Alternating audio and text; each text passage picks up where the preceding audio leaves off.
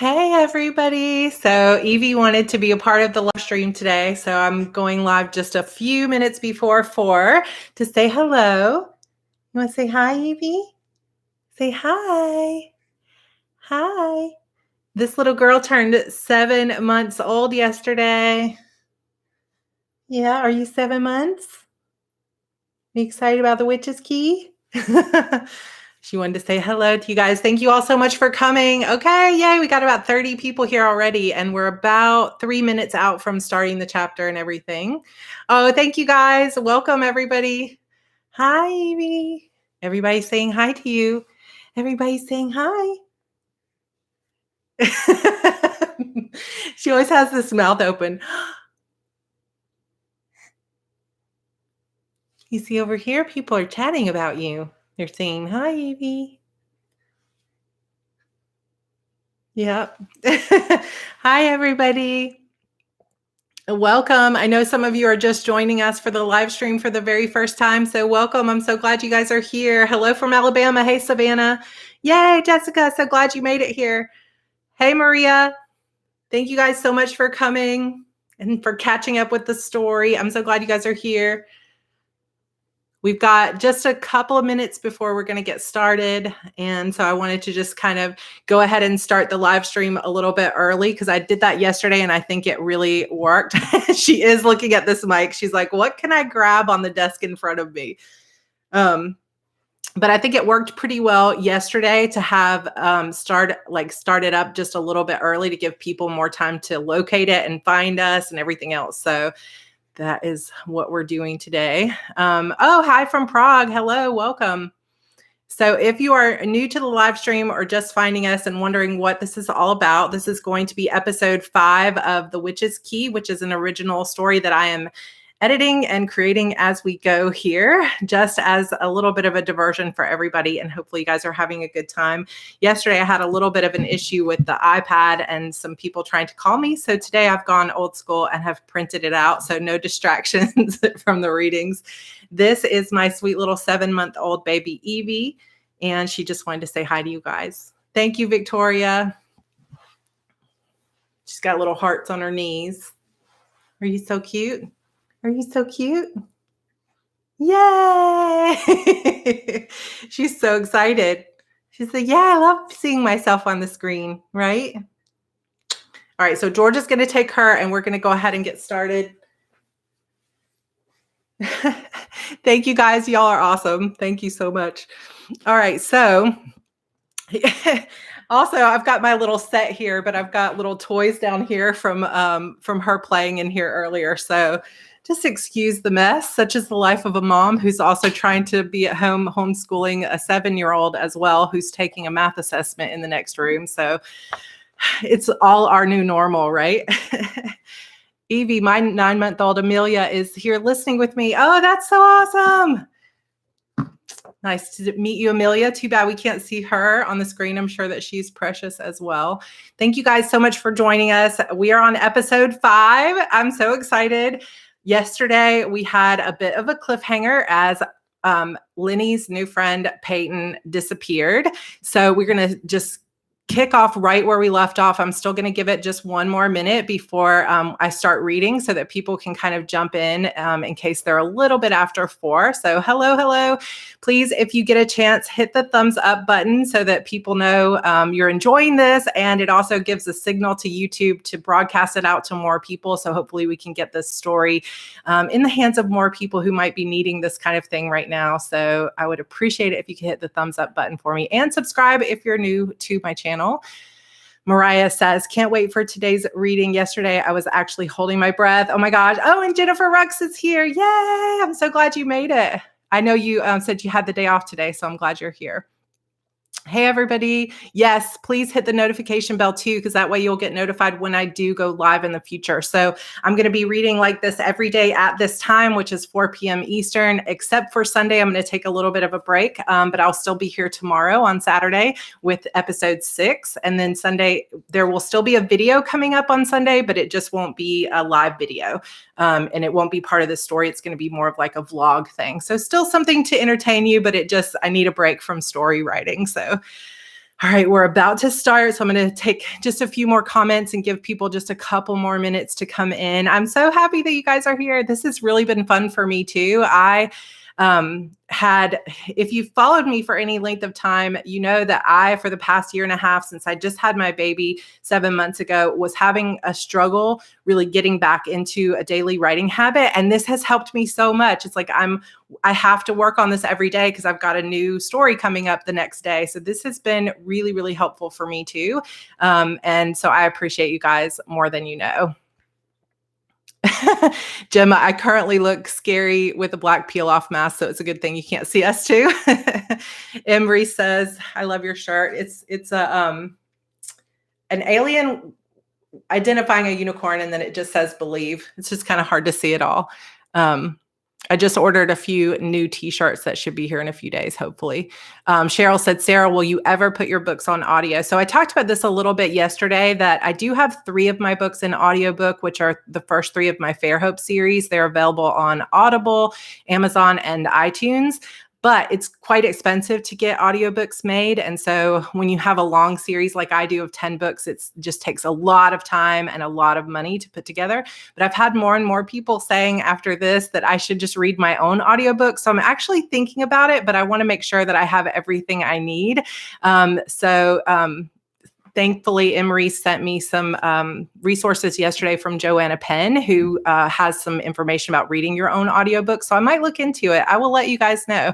So, all right, it is a few minutes after, and I think we're ready to go. So make sure that you hit the thumbs up button if you're enjoying this story. And here we go with episode 5 of The Witch's Key. And this one is called Found You.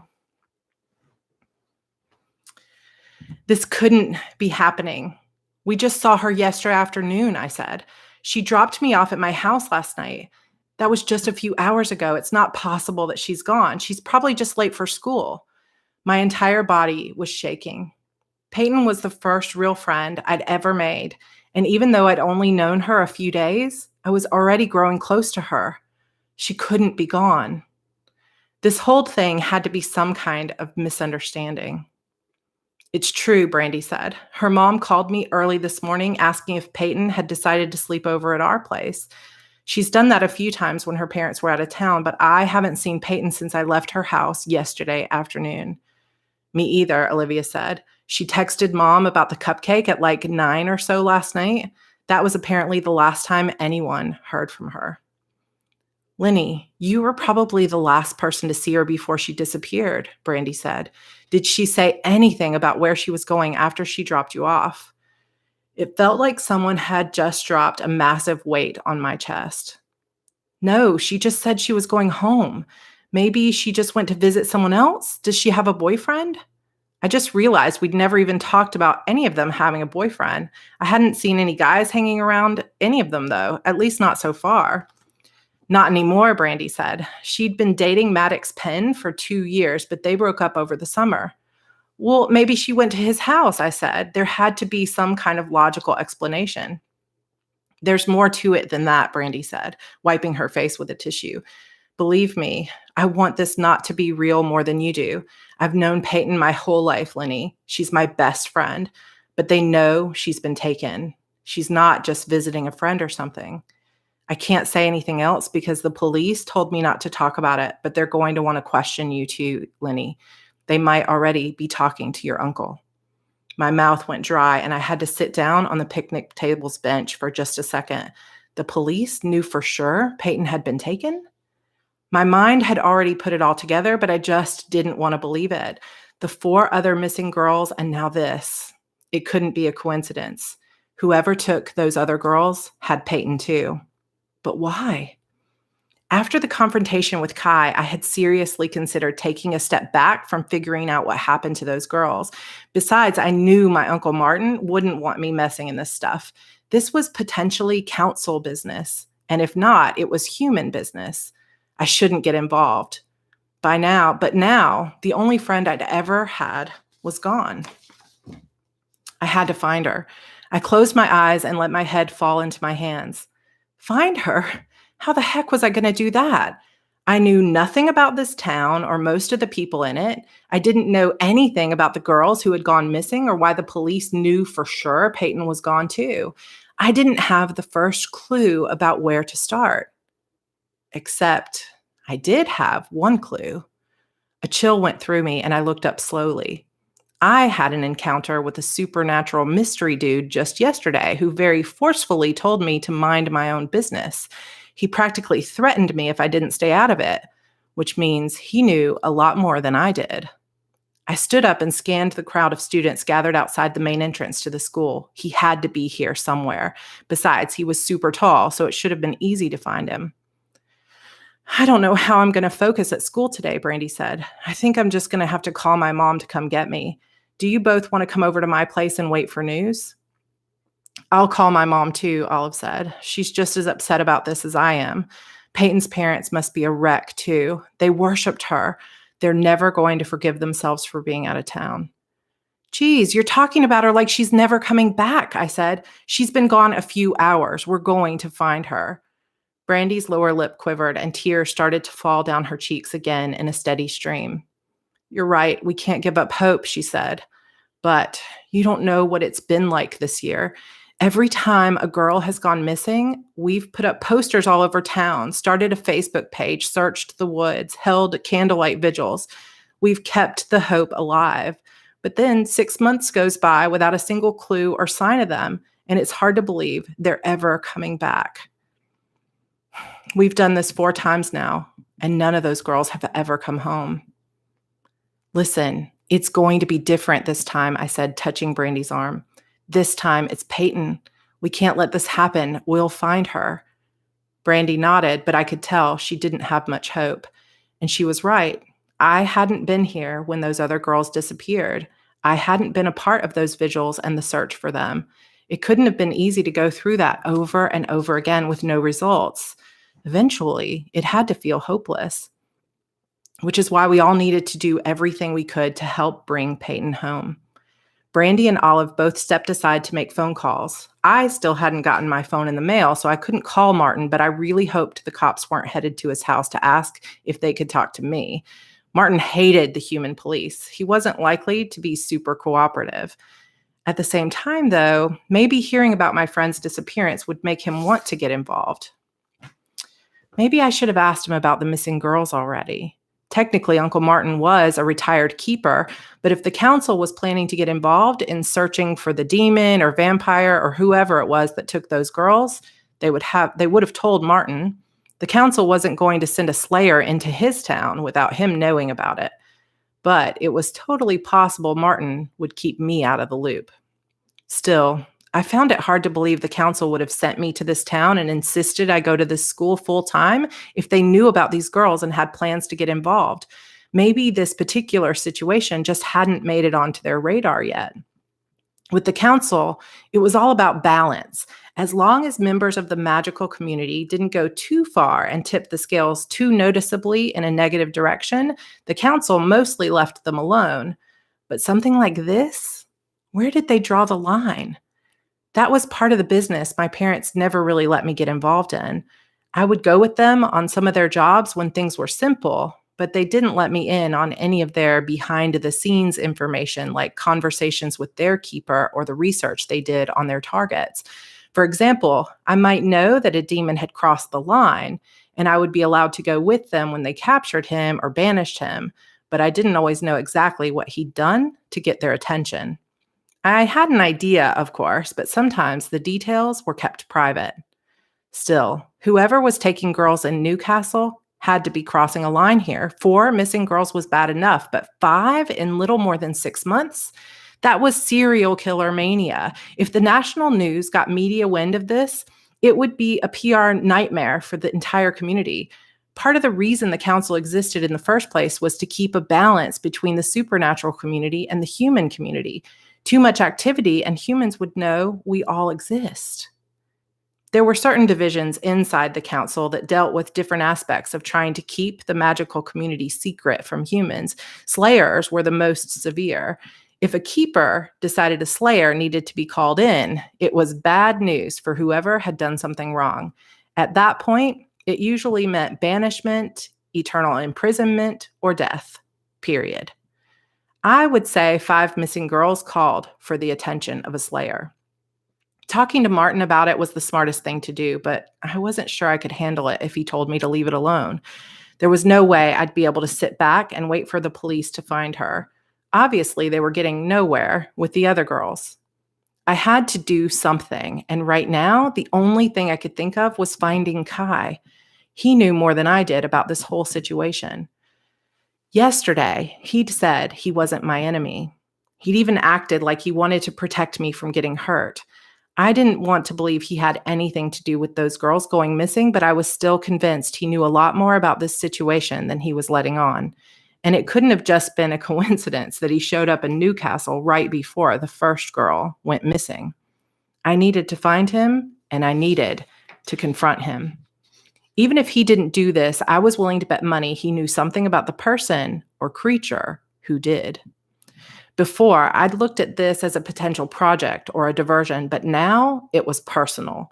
I was going to find Peyton, and I was going to bring her home. I dared anyone, even Kai, to try and stop me. I had to sit through homeroom because they weren't dismissing anyone without parental permission today. It made sense. The last thing they needed was more missing teenagers in this town. I listened to what everyone was saying, trying to take in as many conversations around me as I could. Mostly, though, it was just a regurgitation of the newspaper articles I'd read. But every once in a while, I caught a snippet of something I hadn't heard before. For example, all of the missing girls were home alone when they went missing. Some people were also saying that every girl had been a regular at Sir Bean during the weekdays after school. Several people thought the owner, Melvin, might have something to do with it. I heard he has some kind of police record from before he moved to town, the guy behind me said. I was going to ask Kai about it since he works there, but he's not here today. My ears perked up at that little tidbit. Kai was absent today? I wanted to know why. When they called Olive's name over the loudspeaker to go home, I slipped into the hallway with her. Did you get a hold of your uncle? She asked. No, but I really can't stay here, I said. Do you think your mom could vouch for me? Olive looked nervous. I don't know if that's such a great idea. They're being really strict about who goes home with who, and if mom checks you out and you disappear too, I'm not going to disappear, Olive. I just need to get home. And Martin isn't answering the phone. He's old. He's probably taking a nap, or maybe he has his phone turned off, I said. I'll be fine, I promise. I won't go anywhere else. I'll just walk straight home. She sighed and bit her fingernail. I'll ask, but I can't promise she'll say yes. We walked together to the office, and Olive's mom pulled her daughter into a big hug. I'm so glad you're safe, she said. She'd obviously been crying. This is such a tragedy. I don't know what we're going to do. If anything happens to our sweet Peyton, Her voice trailed off, and she held her daughter tighter.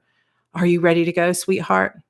Miss Julie held her daughter's hands in her face and hugged her again. This was getting awkward with me just standing here watching. I cleared my throat. Olive seemed to take the hint. Mom, you remember Lynnie from yesterday, right? Of course, she said. She pulled me into a hug too, and I stiffened. I wasn't used to this kind of affection, not even from my own mom. I pulled away as quickly as I could. How are you holding up, Lynnie? She asked. You couldn't have known Peyton very long, but she gets into your heart fast, doesn't she? Plus, I can't imagine how difficult it must be to start a brand new school, make a new friend, and then have her disappear like this. I promise you, Newcastle wasn't always like this. It's always been a very safe place to live, until recently. She shook her head, and I thought she was about to cry again, but she managed to get it under control. I'm not handling it well at all, I said, laying it on thick. I don't see how I can stay here all day and listen to everyone talk about this. Do you think you could sign me out too? I don't live far from here, and I just want to go home and lay down for a while. Oh, honey, I don't know, she said. Have you talked to your parents? I swallowed. I hadn't realized how often people assumed you had parents to talk to. No, I live with my uncle, I said, leaving it at that for now. I couldn't reach him, but I know he won't mind if I come home. He's there now, actually. I just couldn't get him to answer the phone. I promise. I'll just walk straight home from here. Nonsense, she said. I couldn't have you walking home by yourself, even if it is close. I'll check you out and drive you there myself. My shoulders relaxed in relief. Thank you. I needed to learn to forge some documents for my uncle to get me out of situations like this in the future, but for now, this would do. Thank goodness for new friends and their overly nice mothers. A few minutes later, we all loaded into Miss Julie's Ford Explorer. It smelled like cupcakes. Where do you live, Lynnie? She asked. I directed her toward the house, and she frowned. 100 Moonlight Drive. But that's... She didn't complete her thought, but I already knew what she was going to say. That's the abandoned house, or that's the house with the creepy dude. Yeah, I know it looks dark, but my uncle's just elderly, I said. Martin would probably kill me if he heard me say that. The truth was, he was well over 100 years old, so elderly was in fact an understatement. Slayers and keepers, once initiated, had expanded life expectancy. We weren't exactly immortal, but we lived a lot longer than your average human. I hadn't been initiated yet, though. I couldn't make that move and get my next key until I'd taken the council's initiation test at 18. I still had 8 months to decide if I was going to take it or not. I didn't realize anyone still lived there, she said, clearing her throat and glancing at Olive in the passenger seat. They shared a look that sent a wave of warm embarrassment up the back of my neck. We didn't talk the rest of the way to the house, but in a car, it only took about 3 minutes to get there. Miss Julie parked on the street in front of the house right where Peyton had stopped the night before. I can't believe she was just dropping me off right here a few hours ago, I said. Whoever took her must have done it late last night. What time did she text you? What? Miss Julie asked. She obviously hadn't been listening to me. Peyton, what time did she text you about the cupcake last night? What did she think of the new flavor? Miss Julie nodded, tears in her eyes again. It was about 9:30 when she finally texted me, she said. She said it was my best recipe yet. I just can't believe she's gone. Me either, I said, glad to at least have an idea of the timeline we were dealing with here. Thanks again for dropping me off. Olive handed me a slip of paper with a number on it. Text me if you want to come over later, she said. I think we might hang out at Brandy's for a while this afternoon and wait for news. Thank you. I'll message you later if I get a chance.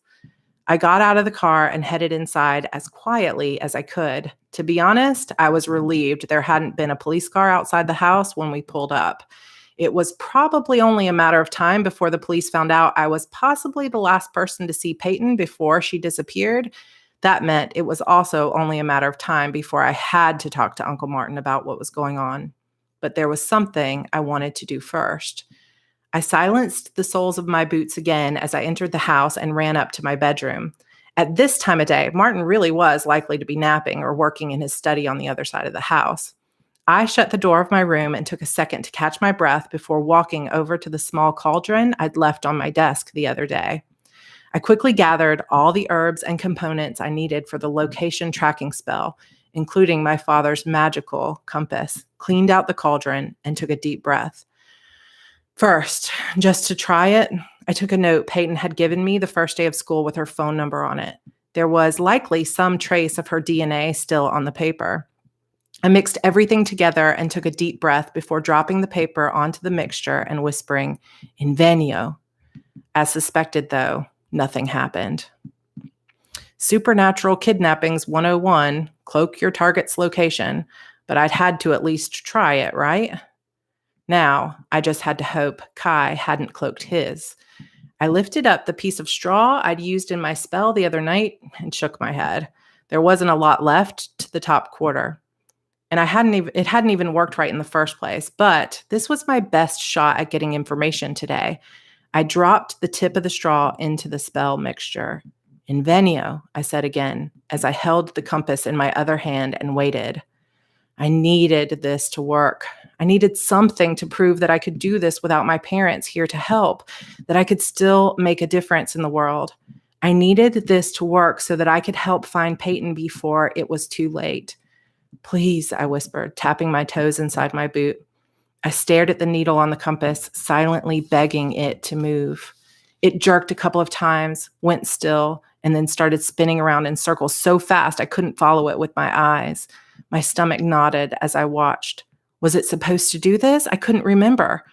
I held my breath, waiting and praying. Then finally, the needle stopped with an abrupt click. It was clearly pointing east, and a smile slowly crossed my face.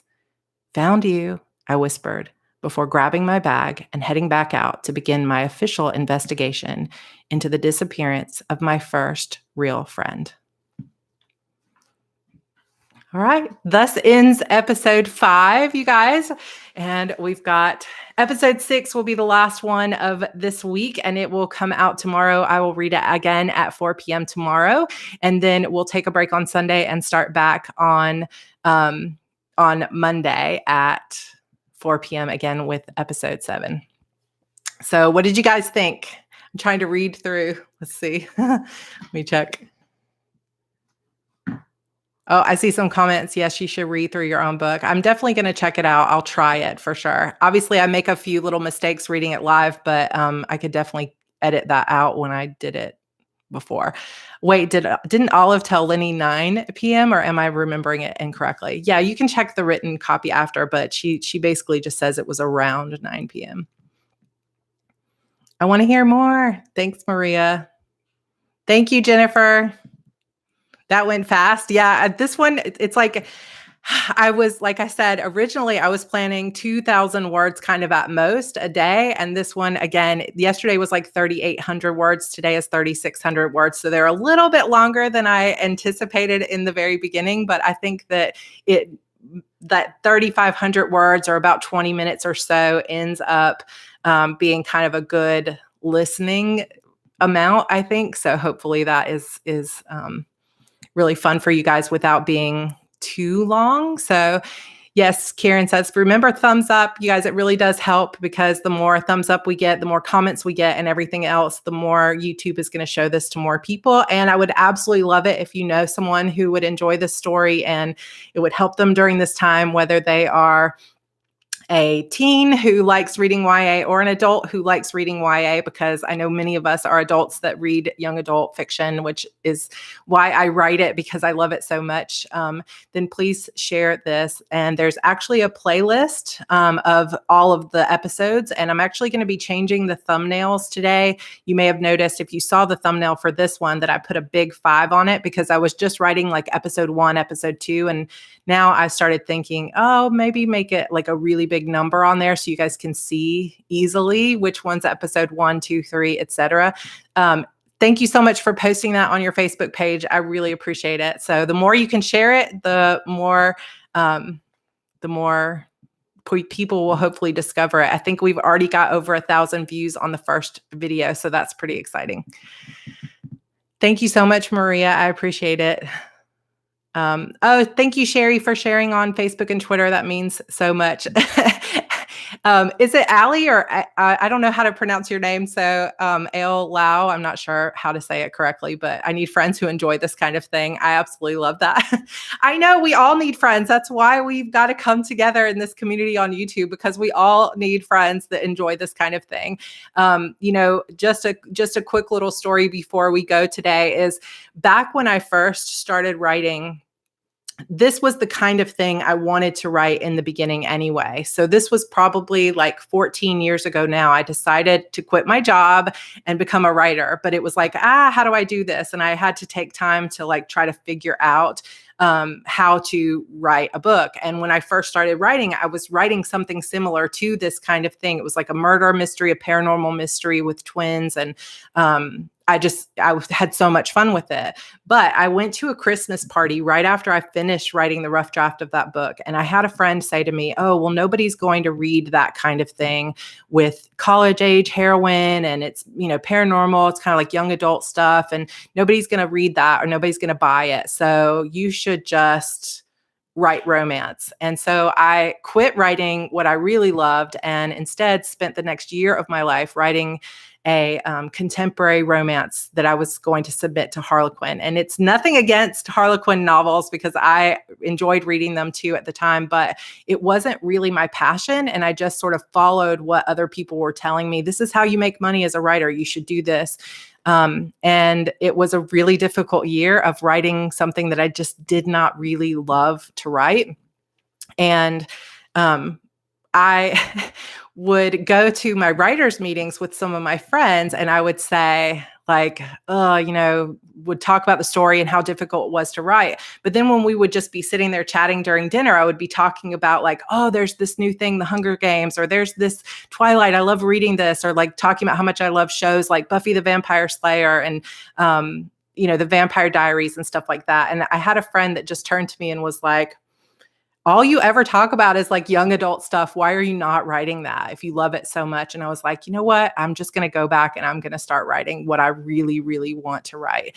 And, it's like, if writing romance is your thing, then do it. But if writing young adult is your thing, then do that too, and it's like, you should always, it was just a big lesson for me to learn about 13, 14 years ago, because I just think that whatever it is you want to do, don't let anybody else tell you, oh, nobody's going to buy that or nobody's going to be interested in that. I even have a YouTube channel on here called Heart Breathings that some of you I know follow. That is where I give advice to writers. And I had a friend say to me, don't talk about your planner stuff. Nobody wants to hear about your planners and stuff like that. And now I've built a community over there that we love talking about our planners. So it's like, in the end, follow your own heart and do what you know is right, because that's what really has led me to writing what I truly love and gives me so much joy. And so hopefully you guys are also enjoying this and receiving some sort of benefit from my joy as well, because this is really, really what I love most to write. And it's what I love to read and to watch. And so I really, it's just my little life lesson learned there, to really follow your heart no matter what anybody else says, because you're going to be happier in your life if you follow your own heart. So Patty says, glad you are writing about witches and other paranormal things. Me too. It's just my favorite. It's my favorite. You need to drop those friends. Yeah, I don't really talk to many of those same people anymore. So everything has kind of changed once I started following kind of my own way. You sort of find your own path during that. So I love HB and planners. I spent so much money because of that channel. Oh no, I'm sorry. I do love it though. It's just like, follow your passion. And you're going to be fine. Oh no, Crystal, it's okay. I know all about having little humans. So if you guys missed the beginning of this, my sweet little human who just turned 7 months old was at the beginning. So try to turn around and watch that. Allie says, I need a YA themed planner like Buffy dividers, it's supernatural stickers. Yes, we need that in our lives. My husband and I actually just started watching Buffy again, just to watch the first few episodes the other day. And it's like so old school, but I still love it just as much as I did before. So, all right, guys. So we've been on a little over 30 minutes. So I'm going to say goodbye for today. I hope that you enjoyed episode 5 of The Witch's Key. Make sure to hit the thumbs up before you leave. And I would love to have you come again tomorrow for episode 6, which will be our last episode of the week. Episode 7 will then come on Monday. So, all right, guys, thank you so much. I'm really enjoying this, and I hope to see you again for the next episode. Bye.